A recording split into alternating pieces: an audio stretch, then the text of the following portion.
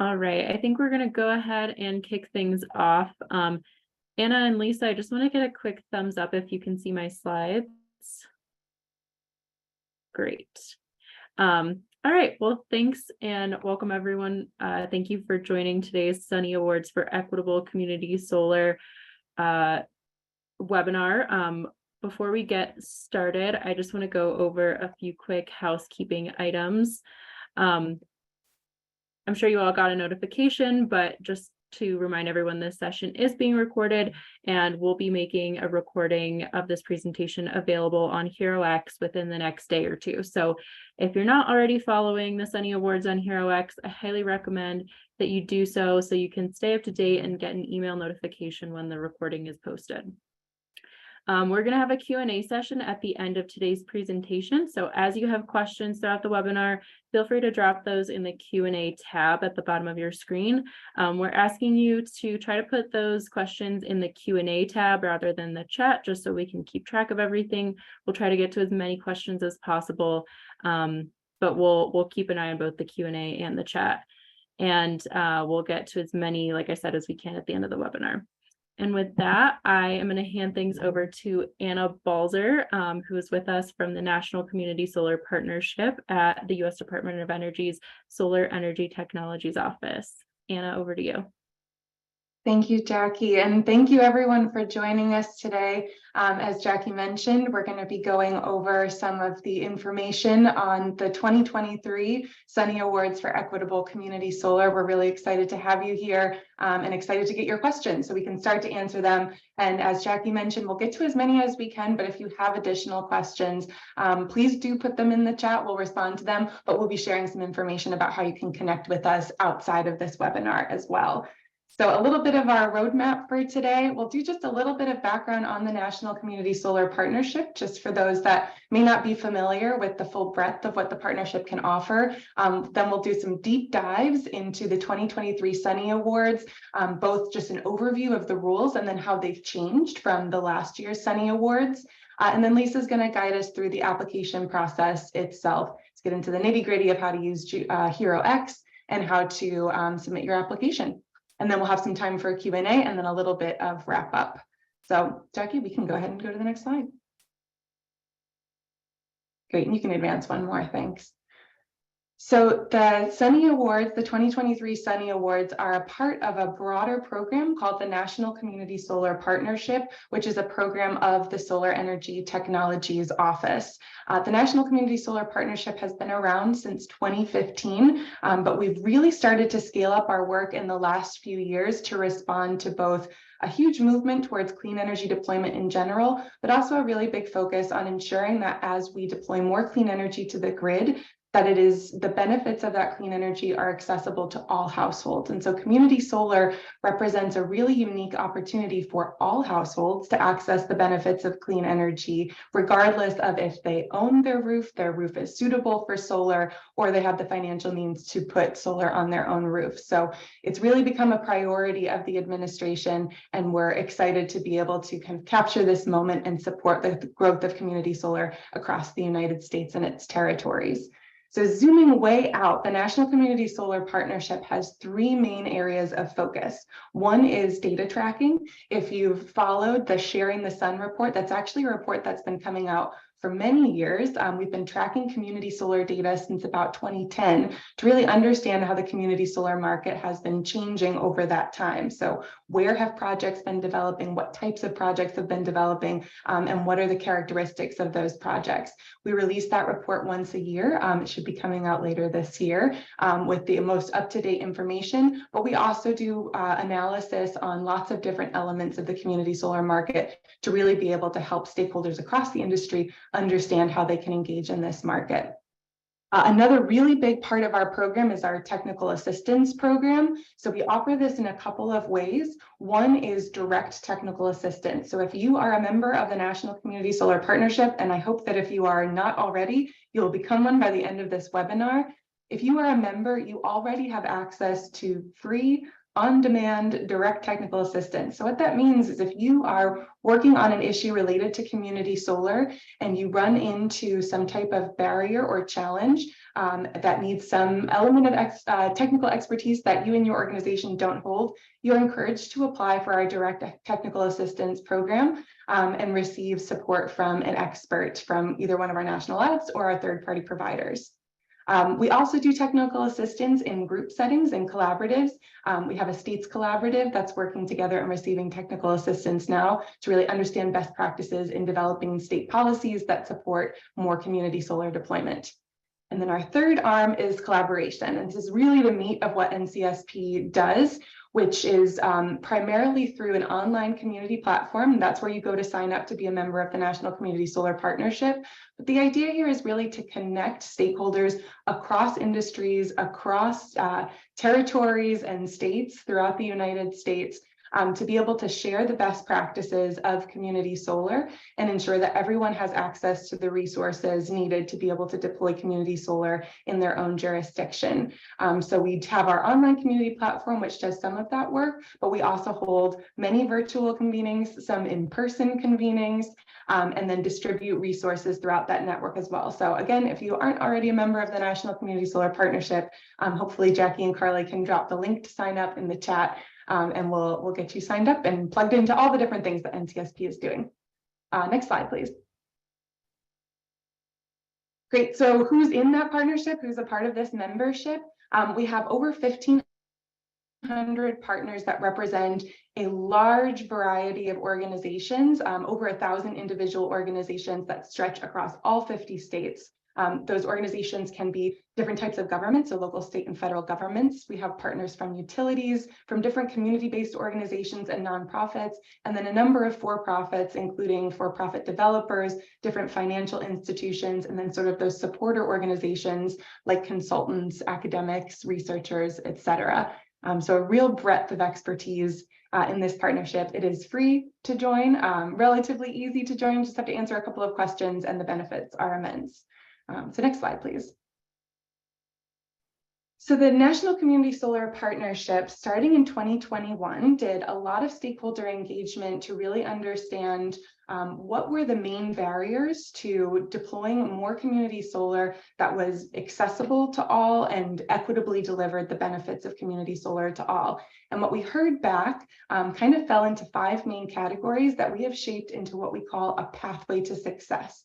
And so we've been scaling up different types of programs, tools, and resources to address each of these barriers that were identified by the stakeholder engagement in order to reach a target that we set in the fall of 21 to enable the equivalent of 5 million households to be powered by community solar and to save them $1 billion in savings all by 2025. So if you have been tracking the community solar market, you may know that that's a huge jump, so about a 700% increase in community solar capacity, but we're really focused on more than capacity with that goal. We want to ensure that as those community solar projects come online, they are delivering real benefits to subscribers and their households. And we've identified a set of benefits that are likely very familiar to you if you've done any poking around on the Sunny Awards so far. But those benefits are greater household savings, low and moderate income household access, resilience and grid benefits, community ownership, and workforce development and entrepreneurship. So recognizing that those are the benefits to clean energy that we want to make sure are equitable and accessible to all. And so we're really infusing all of those into the National Community Solar Partnership programming. And I think we're going to dive into a little bit more detail on the next slide on those benefits. So these benefits really form, again, the crux of the work that we do at the National Community Solar Partnership, but even more succinctly, the crux of the Sunny Awards. So the Sunny Awards are really meant to lift up projects and programs that are delivering these benefits. So you will see this language all throughout the Sunny Awards rules. You'll see it all across the National Community Solar Partnership webpage and our language of our other programs. And they really are what we're championing in community solar, again, to ensure that we meet the goals of making the benefits of clean energy accessible to everyone.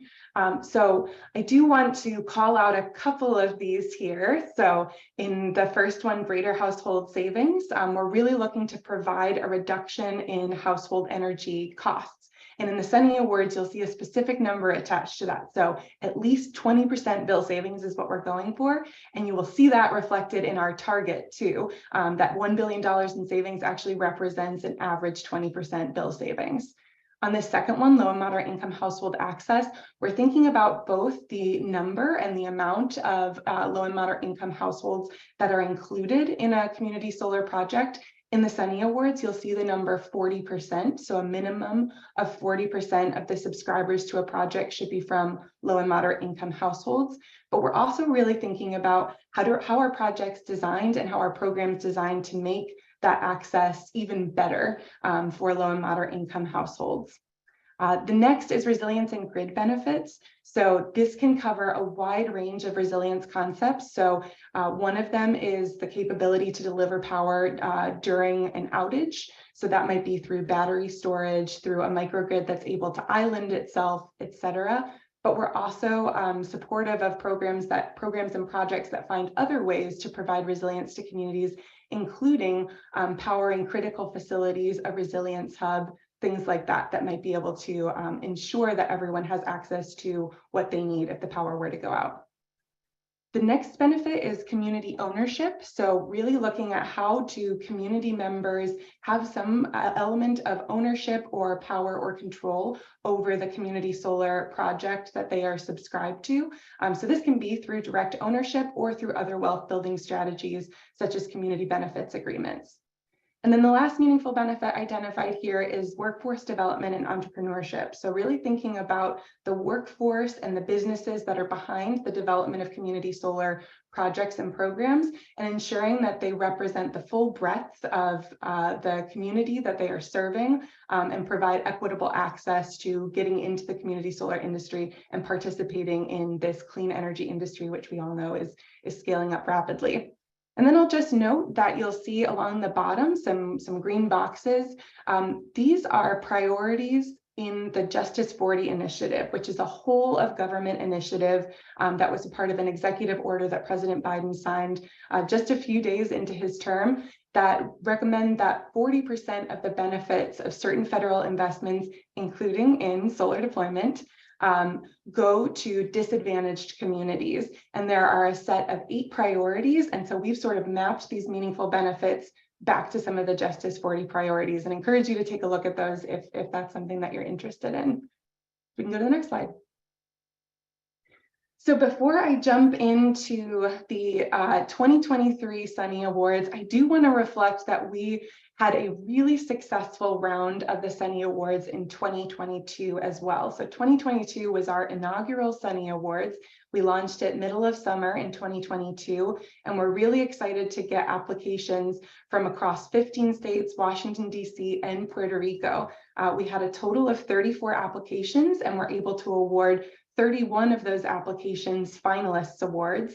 And out of those 31 finalists, we identified 5 projects and programs that we awarded grand prizes to. And among just those 5 projects and programs that were grand prize winners, those projects and programs provided $4.3 million in savings to their subscribers and served cumulatively 7,300 low to moderate income households. So really connecting with the households we're excited to see participate in community solar and delivering those meaningful benefits. We also had 17 meaningful benefit special recognition winners that won in the categories where they were able to deliver really significant benefits across each of those 5 meaningful benefits categories I just described, and then 2 innovation categories, innovation and impact, so having an impact sort of beyond those 5 meaningful benefits, and then community engagement, doing a really great job of engaging the community throughout the process. So you can learn more about these projects, and if you're considering applying for the 2023, that might be a good place to start, is looking at the 2022 winners. The link is at the bottom of the screen here, but hopefully we can drop that in the chat as well, so you can explore some of last year's winners. And we can move on to the next slide. Great, so now let's jump into the Sunny Awards, the 2023 Sunny Awards, and what our priorities are for this year. So we can go to the next slide. So the purpose of this prize, as I've hinted at, is really rooted in those meaningful benefits. So we are looking to recognize the community solar projects and programs that are already leading the way and paving a path towards implementing the meaningful benefits. They are a standard part of the projects that they're developing. And so we both want to lift up those projects to celebrate the great work that they're doing. But a really big part of the SENI Awards is that we want to share those best practices that have been developed by these projects and programs so that other developers, other communities, other states might be able to learn from them and replicate some of those processes. So that's a word you're going to hear me say very often today. A priority of the 2023 SENI Awards is that these projects that we'd like to celebrate and lift up are replicable and scalable. We have that really ambitious goal that we want to meet by 2025, and we know that we're going to need a really large growth in community solar deployment. And so we're looking for projects that can kind of provide a roadmap to that and provide some ways for folks to build off of existing best practices. We can go to the next. Great. So again, the meaningful benefits are a big part of this, and that's what we're trying to award. So as a part of the SENI Awards, the projects and programs that submit an application will have to have at least 2 of these meaningful benefits incorporated into their project or program. So went over these, the first 5, but I do want to call out 2 newer awards this year. We're calling them engagement awards. So the first one is community participation. So we're looking for not just what types of benefits you deliver, but how you deliver them. So what types of engagement are you doing along the way as you develop a community solar project to ensure that the community voice is rooted in the project outcomes and deliverables? This second engagement award is actually an award that was hosted last year as a separate prize challenge called the Inclusive Outreach Awards, that was about communication methods for communicating the benefits of solar to a diverse set of audiences. So this year it's a little different. We're pulling that Inclusive Outreach Award into the SENI Awards, but still celebrating the communication that organizations are doing to talk about the benefits of community solar and ensure that all types of households, all types of communities can both understand and then access those benefits. You know, this is a really critical part to community solar success, is that communication. So really excited to bring that Inclusive Outreach Award into the SENI Awards for this year. You can go to the next. So who's eligible to participate in this? The first level of eligibility is that project portfolios and programs must be based in the United States or its territories. So any of the United States or its territories are welcome to apply. As I've mentioned, any project or program must also include at least 2 of the 5 meaningful benefits. So the first 5 bullets on the meaningful benefits, each applicant must include at least 2 of those in their submission. And then the projects and programs must have been energized after January 1st, 2020, and they must have been energized or in existence for at least 6 months prior to submission. And when we get into the details of the evidence, we'll talk a little bit more about how we would like to validate that. But the idea behind this is we want to make sure that we're awarding projects and programs that can verify, that can provide the evidence that they're actually providing these benefits to subscribers in their households. And so we'd like to have at least 6 months worth of evidence that your project or program is actually delivering these benefits. A new eligibility requirement for this year is that projects and programs serve at least 50% residential customers. So we know there's often a mix of different customer classes in a community solar project. To be eligible for the SENIs, the project or program needs to have at least 50% individual residents in that subscription pool. Also new this year, the minimum size for a project that's submitted is at least 8.5 kilowatts. So that's about the average residential installation size. So that would mean your community solar project is serving at least, but hopefully more than 1 household. And then I just want to make note for this year, since it is the 2nd year, if you are a previous grand prize winner, if a project that is a previous grand prize winner or a program that is a previous grand prize winner is not eligible for any award in the 2023 SENI Awards. However, if your project or program received a Meaningful Benefit Award last year, you may apply again this year and you'll be eligible for both a finalist award and the grand prize award. If you applied last year and only received a finalist award, you are welcome to apply again and you'll be eligible for all awards. So the finalist award, Meaningful Benefit Award, and grand prize award, which I believe I'm going to get into on the next slide, what those awards are specifically. There are all of the eligibility rules are in the rules document, which we'll drop in the chat, and we will take questions on it at the end of this, and also connect you with how you can ask questions as you're sifting through those when you're doing your application. So we can go to the next. Just want to note that the applications are due on July 14th. By 5 p.m. Eastern, and all applications are going to be submitted on the HeroX platform. Lisa is going to go into detail on how to navigate that platform and actually submit your application in a little bit. The next slide, please. So what are the prizes? What are we competing for? We will award up to 30 awards for finalists. So finalists are any project, portfolio, or program that meets at least 2 meaningful benefits criteria, so is eligible within at least 2 of those 5 meaningful benefits categories. They will be eligible to receive a finalist prize. So we will down select to up to 30 of those. We may offer additional recognition as semi-finalists for projects and programs that submit a project or program, but are not selected for a finalist prize. But we will be announcing these finalist prizes in September 2023, and they come with a $2,500 cash award. Out of those 30 finalists, we will select up to 5 projects or programs to receive grand prize awards. So similarly, those grand prize projects need to meet at a minimum the criteria for at least 2 of the meaningful benefits categories. But the idea behind the grand prize award is that these are projects and programs that are delivering benefits across those categories.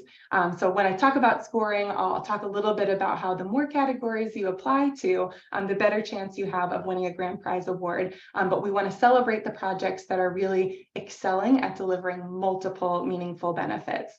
These grand prizes will come with a $10,000 cash prize, and we expect to announce these grand prizes in late 2023 or early 2024. Go to the next slide. So if you're not selected as a grand prize award winner, there are still 2 options for different types of awards. So one is a meaningful benefit award, and these are designed to recognize the benefits that are being delivered in a really innovative way in one of the categories. So for projects and programs that may not have gotten the grand prize for delivering across all 5 categories or multiple categories, you can still win a meaningful benefit award for really excelling in how you're delivering one of the 5 meaningful benefit categories. And then, as I mentioned, we also will have 2 engagement awards on top of the Meaningful Benefits Awards this year. So those are for projects and programs that are really excelling in delivering the engagement components of their projects. So whether that's community participation, authentically engaging the community throughout the project development, or that inclusive outreach, ensuring that your messaging around community solar subscriptions, programming is accessible and inclusive of all communities and households. Across these 2 categories, we will deliver up to 15 $5,000 cash prizes. So it will be a mix of these different categories that we'll deliver. And we expect to announce these also late 2023 or early 2024. You can go to the next slide.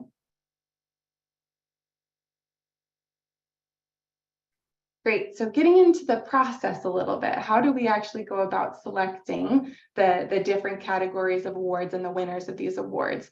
So every application that is submitted will go through a review process. So the initial review will actually happen internally. So internal Department of Energy team members will do an initial review and select those 30 finalists.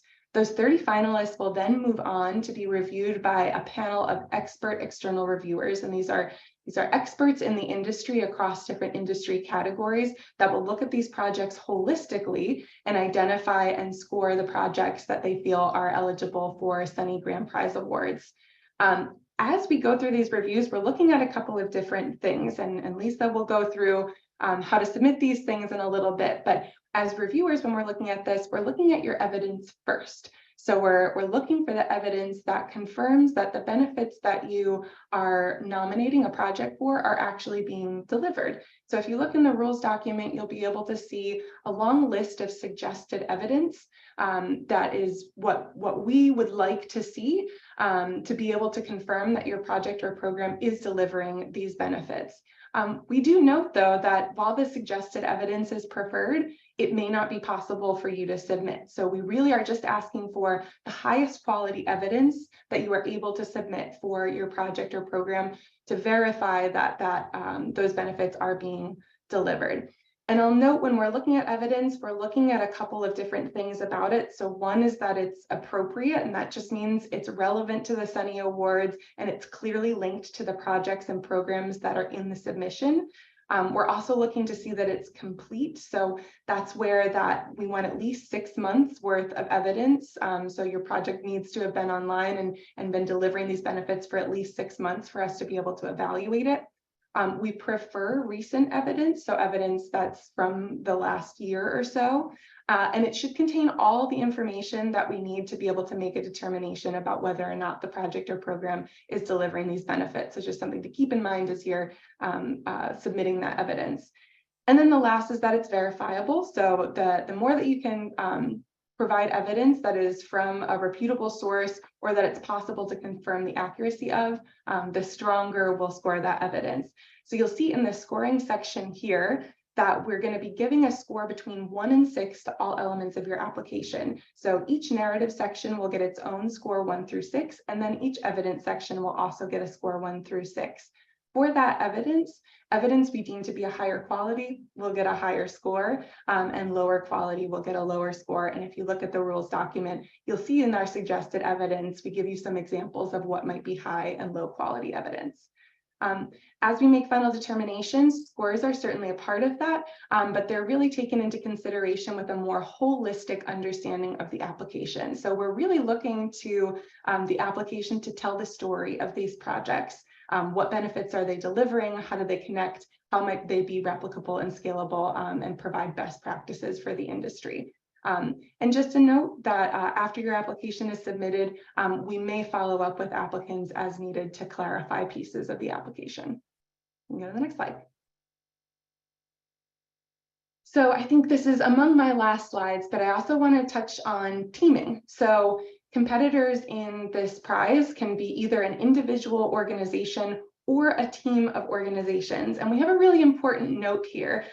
Community solar is a team sport. Typically, there's multiple organizations that are involved in a project.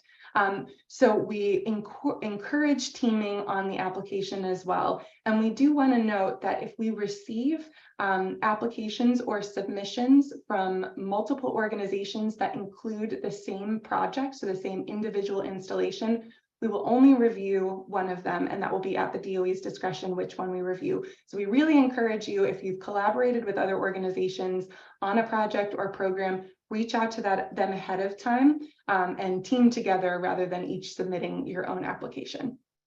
Go to the next one. Okay, and last but not least, I've covered some of these dates already, but the SUNY Awards they're open now. You are welcome to start applying right after this webinar if you choose, and they will be open until July 14th. Again, applications are due at 5 p.m. Eastern on July 14th. As Jackie mentioned, if you are following on the HeroX platform, and you will get regular updates and reminders to submit your application. We expect to announce finalist awards in September of this year. And again, we expect to announce those 5 grand prize winners and up to 15 meaningful benefits winners in late 2023 or early 2024. So I think at this point, I'm going to pass it off to Lisa to talk a little bit more about the process for actually going through and submitting an application using the HeroX platform. Lisa. Thank you so much, Anna. It was great to get that overview of NCSP as well as the 2023 SUNY Awards. My name is Lisa Trope. I'm a prize administrator with the National Renewable Energy Laboratory. So that means I sport a number of prizes and all the logistics, backend, running webinars and trainings, and of course, supporting teams with any questions they may have. So definitely here to support you. Next slide, please. So we just did give a bigger picture overview of the rules, but we do ask that you please read the rules as well in detail. You can find them at herox.com/2023 Sunny Awards under the resources tab. Of course, today we did go over a lot of that information. However, there is plenty of detail in that document, and we want to make sure that you're successful in your submissions. We ask that you please take time to also read the rules on your own. Next slide, please. Great. So we will be doing a quick demo on HeroX so that you can get an idea of how this works. I will be sharing my screen and we will get started. Okay. So some of you, this may be familiar if you submitted to the 2022 Sunny Awards, but this is the 2023 Sunny Awards. And again, you can find this at herox.com/2023 Sunny Awards, and it also will be dropped in the chat. So a quick overview, you do want to make sure that you're following the prize. You can see this button in the right-hand corner. This does not mean that you're ultimately submitting for the prize. It just means that you're following and that you can receive updates from us about kind of next steps and where the prize is at. So do be sure to follow. You will need to create a HeroX account. It's super easy. It takes 1 minute, just first, last name, email to be able to follow, but we do encourage you to do so you can be up to date on the 2023 Sunny Awards. So just to go over the tabs briefly, you can see here there's a summary tab. This gives you a bigger picture overview of the prize, which can be really helpful to review as you're familiarizing yourself with this award. Next, we do have a timeline tab. I'd suggest checking this pretty regularly. As you can see here, it had the link to the informational webinar, and then it also has upcoming dates for deadlines, judging, as well as announcements. So this is where you want to go to make sure that you know when timelines are and when due dates are. Next, there is an updates tab, and if you follow this prize, you will receive notifications for when we post updates, which can be really helpful. But this tab will just give you more information on what's coming up. For example, we will be doing a number of webinars on this prize to be able to support you and answer any questions you might have. And these would be posted here, and just any other important information is always posted in updates. So be sure to check this tab and then also follow the prize so that you receive updates through email. Next, we do have the forum tab. There are no questions here as of today, but this is a really great place if you have questions that come up to post them. This allows them to be public so that also other teams can be supported in seeing your question and then also our answer to your questions. We do review this tab often and make sure that we're responding to all questions. So if you have a question, feel free to post it here and we'll be sure to get back to you. Next tab you can see is the team so far that have connected with the 2023 Sunny Awards, as well as innovators. Next, you'll find the resources tab. This is where you'll find the official rules document, as well as the prize narrative template that we do ask you use for your submission, as well as the public slide template that we also ask that you use. And then lastly, an FAQ tab. This can be really helpful for questions around the Sunny Awards, as well as just HeroX and more about American Made and the prize program that we run. We also will plan on posting all of the questions that are asked today under the FAQ tab. So feel free to check that out in the next week or so to make sure that you can also review the questions that were asked today. Okay, so I'm also going to go over the back end of beginning to apply. So I'm currently logged into my account. You will need to be logged in to be able to start this process. And as you can see, there's this solve this challenge button. You want to click that button. And then from there will be a competitor agreement. You will want to accept that agreement once you read it, as well as review the official rules. And from here, you can decide if you want to create your own team, join a team, or join as an individual. Again, as an individual, you are an organization or a legal entity. So choosing which one makes sense for your team. Oh, we'll do just, sorry about that. Oh, it looks like it just booted me over, but I did click on yes, I can create a team, and it wanted me to fill out more information. Since I'm an individual, I could have clicked on yes, I'm an individual, and it would have brought me straight to this create submission form. So whatever you click on, just make sure that you fill out the information accordingly.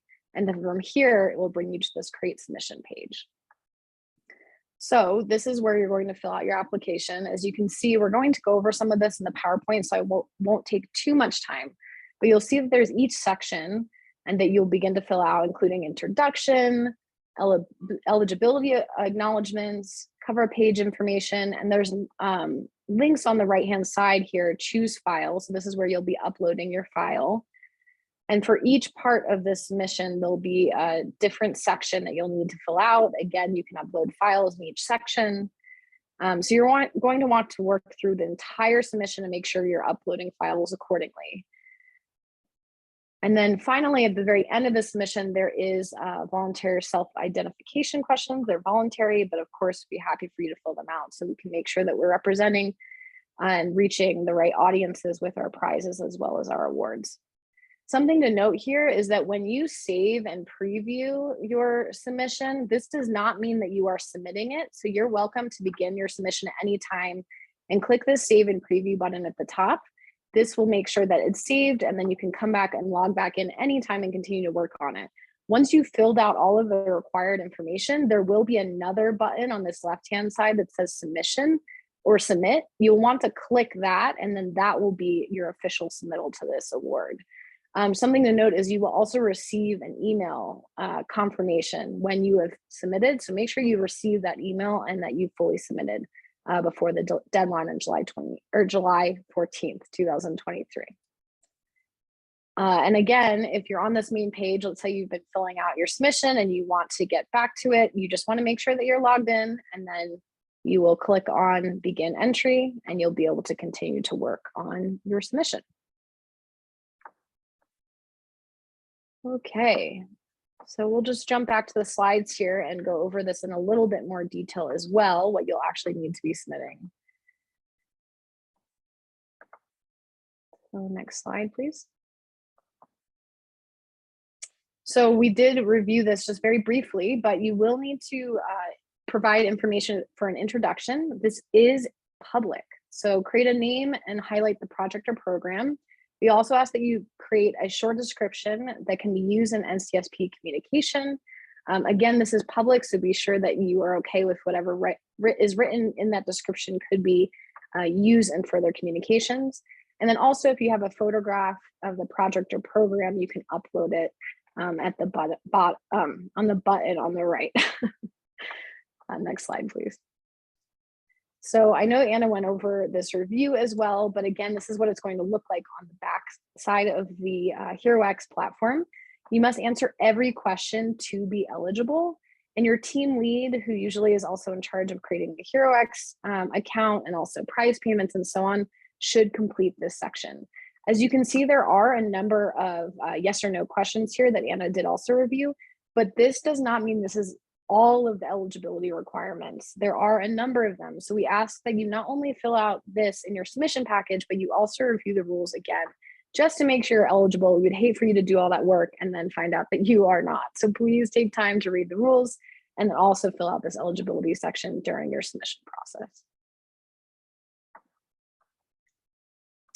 Next, you will need to submit a cover page. As Anna mentioned, you can submit as a team. This often can be a group of entities or organizations working together versus an individual entity. This language saying that states competing as an individual entity, you still, for this prize, do need to have a legal entity to be able to apply for it. So just to be clear here, when we say individual, we mean individual entity or organization.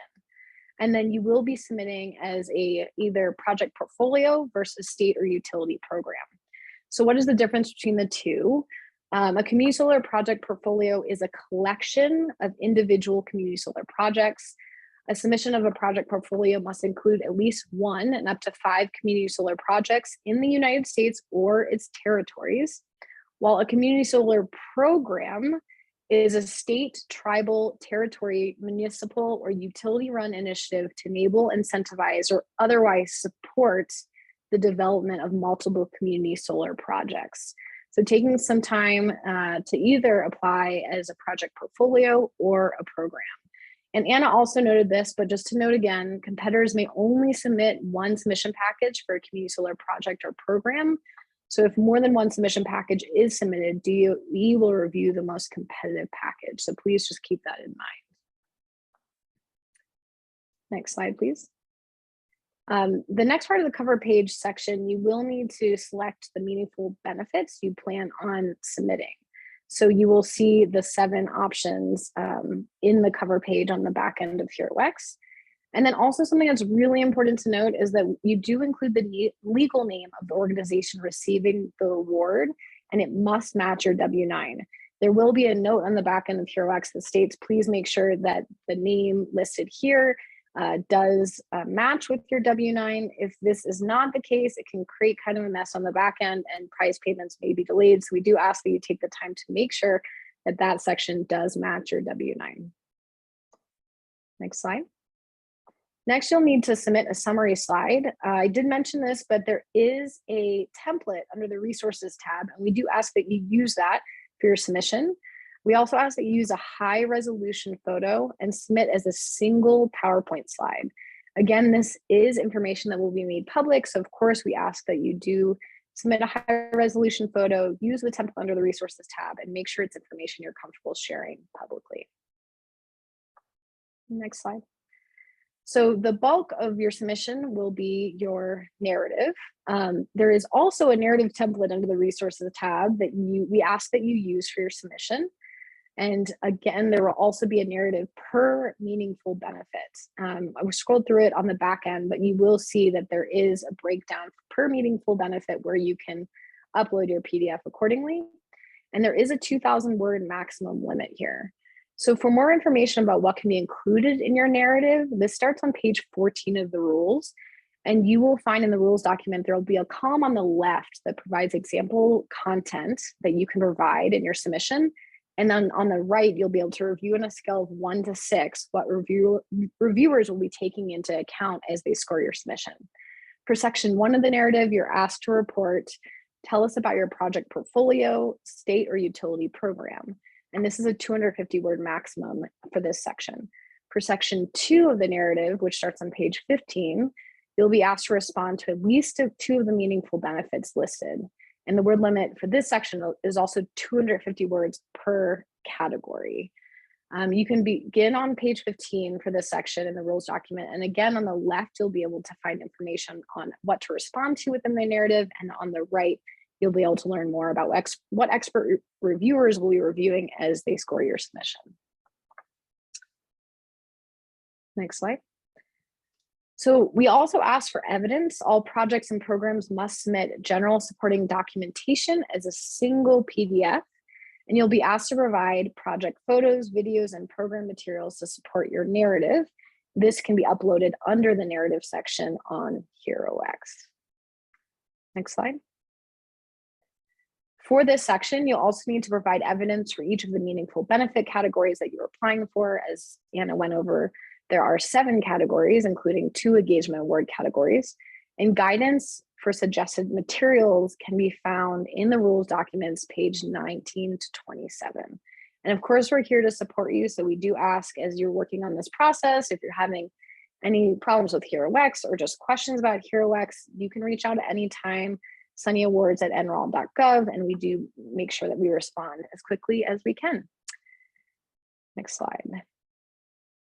So now we're going to take some time for Q&A. Thank you so much for hanging with us. Lots of information, we know. And so we will open it up for Q&A. Jackie and Carly with NRAL Communications will be reading out some of these questions. So thanks so much for being here. Thanks, Lisa. I quickly just want to give a couple quick reminders. If you do have a question, please try to submit that through the Q&A box. It should appear at the bottom of your screen, probably right next to the chat. We just want to make sure we capture everything and don't miss any questions that come through. As a reminder, we will be making the recording of today's presentation and the slides available on HeroX.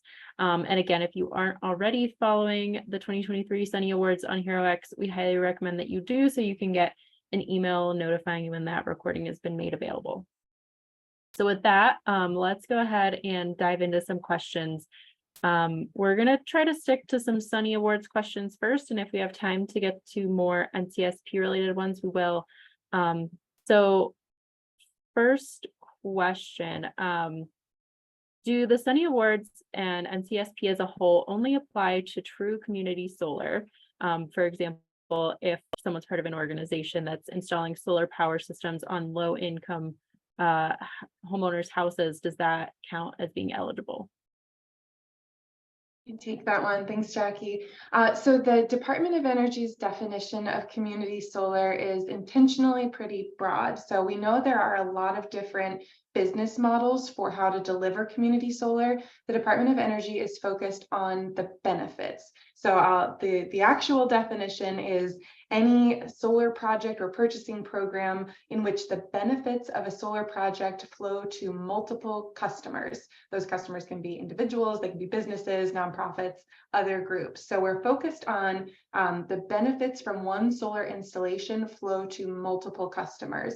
So if I'm understanding that question correctly, it sounds like the benefits from those solar installations would primarily flow to the customer on whose roof it was placed. So that probably wouldn't fit within the DOE definition. But if you think about other models where it might flow to multiple customers, that would be within the definition. And I'll go ahead and drop that definition and a link to it right in the chat, so you can use that as a baseline too. Thanks, Sarah. Do you require a certain way to confirm LMI status of subscribers? So there are a couple of suggested types of evidence for low and moderate income subscribers in the rules document. So if you go all the way down to the evidence section of the rules document, you'll see suggested evidence for both programs, so a state, utility, municipal, or tribal-led program, and projects. They're in separate categories because it'll be necessarily a little bit different evidence. So there'll be some suggestions there on what you can submit that would verify that you have met the requirements for low and moderate income household participation. What I think gets a little trickier is that definition of what is a low and moderate income household. If you go all the way down to the definition section in the rules, you can see this in writing as well. But we encourage applicants to look at their state regulations, how their state defines low and moderate income households. There can be slightly different definitions across multiple states. And if your state does not have a definition, we encourage you to use the federal definition, which is at or below 200% of the federal poverty level. So I hope that answers the question, but there is some more detail in the rules document as well. Thanks, Anna. We've gotten a couple questions regarding the 6-month requirement. Can you just explain a little bit how that 6 months is calculated, if that's at the time of submission or the time of review? Absolutely. So that's at the point of submission. So we want to be able to see evidence that represents at least 6 months worth of the project's lifespan. So if you submit today, it would have been 6 months from today. If you wait until the deadline of July 14th, it will be backing up 6 months to somewhere around January 14th. So again, we just want to be able to see that there's evidence of this from at least 6 months to be able to understand that the project is delivering these benefits and has been delivering them for some time. Great, thanks. Next question, can these awards be combined with other funding to support larger projects, or must they be used exclusively for the project sizes equal to the award amount totals? I can take that one. So something that's really neat about the American Made Challenges program is that when we award, there are no strings attached, meaning that when you receive that finalist award or meaningful benefits or grand prize award, you can spend those funds however you choose. So the prize program works with work already done, and we're awarding you accordingly. So you're welcome to use funds as however you choose. No strings attached to the funding for any of the awards. Thanks, Lisa. I got a question about the how far along these projects need to be eligible. Are we supporting new programs that are looking to move from concept to implementation? For the Sunny Awards, no. So the Sunny Awards are recognizing projects and programs that are already in existence. And with that 6-month conversation we've had, in existence for at least 6 months. So this particular prize does not support sort of the early concept phases of projects or programs that are in development. These should be projects that have both been developed, energized, and been delivering benefits for at least 6 months. Thanks, Anna. Going over to some questions about HeroX. What is the difference between teams and innovators on HeroX? Great question. So you can register on HeroX and create either a team or become an innovator. Typically, teams are more than one individual, right? Or more than one organization working together. While an innovator might be just one organization or possibly just one individual within that organization working on a submission. So ultimately, it doesn't matter for your submission, whatever makes sense for you, whether you're a large group of people, you're welcome to submit as a team versus an innovator. It does not impact the submission overall. Innovators tend to be one person or organization, while teams tend to be larger groups. Thanks, Lisa. Also on the HeroX applications, we had a question asking if it's possible to preview the entire application as a PDF. Or I'm assuming that's whether they can view it as a full PDF or if they just have to go through the HeroX process and fill those out individually. Unfortunately, I don't think it's possible to download it on the back end, but let me follow up with our HeroX contacts and make sure that that's the case, and we'll respond to that and see if that's possible. Thanks, Lisa. I'm also just going to note quickly, I know we've gotten a lot of questions that are about very specific projects or applications. We're not going to address those specific eligibility requirements during today's webinar, but if you have any questions that are about your specific project, I encourage you to read the rules like we've mentioned, and you can also reach out to our email address to get some further clarification on more specific questions. But continuing with our chat and Q&A questions, do we anticipate the Sunny Awards being a recurring award offered again for 2024? We can't make any predictions about future awards, but we will say that we're really excited to host this second round of the awards and continue to celebrate the work of both our 2022 applicants and 2023 applicants as well. Sorry for the vagueness. Thanks, Anna. I'm sorry to put you on the spot there. Can we partner with our subscription management provider on submitting? And what if they team up with more than one developer?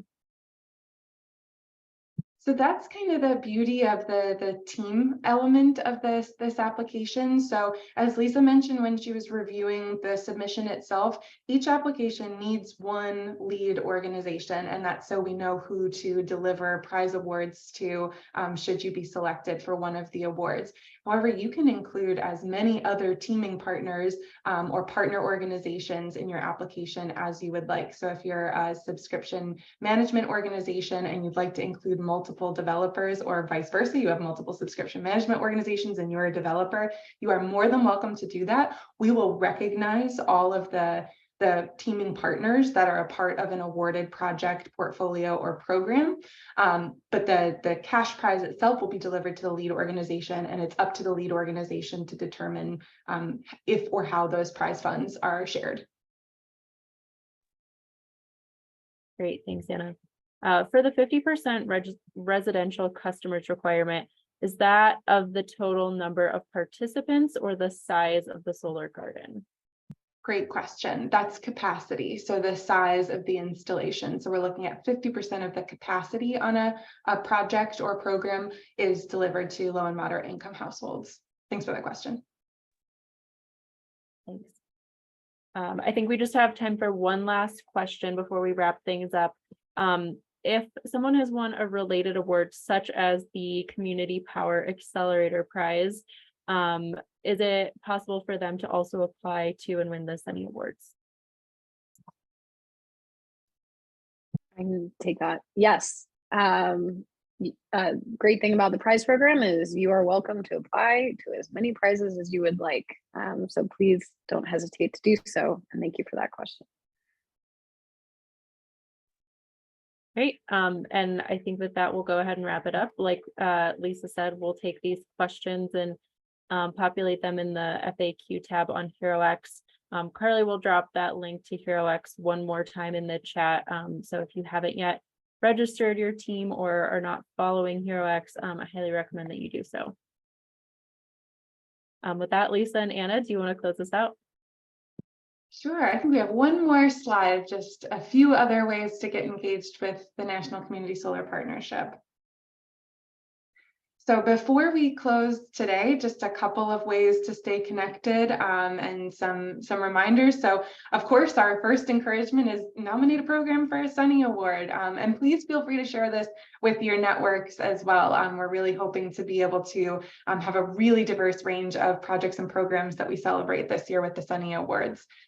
We also really encourage you to sign up for the online community platform to stay updated on future opportunities and future events. That's where we put everything first. So if you're signed up on that platform, you will be the first to know. Again, if you have any questions about the Sunny Awards, we've dropped the email in the chat, but it's also here, sunnyawards@nrel.gov. For other ways to engage with us, we've had a couple mentions of the Community Power Accelerator Prize, which is a prize competition that closed a few months ago, and we just awarded our phase 1 winners. However, there is a Community Power Accelerator that is separate from the prize, and we encourage you that if you are developing projects that are seeking funding, check out the Community Power Accelerator. It's a place where we're connecting lenders and philanthropic organizations with project developers to help them get financed. So we really encourage you to sign up for the Community Power Accelerator if you are developing projects or if you are seeking to develop projects. I also want to acknowledge we have a new webinar series coming up that's really closely linked with the Sunny Awards.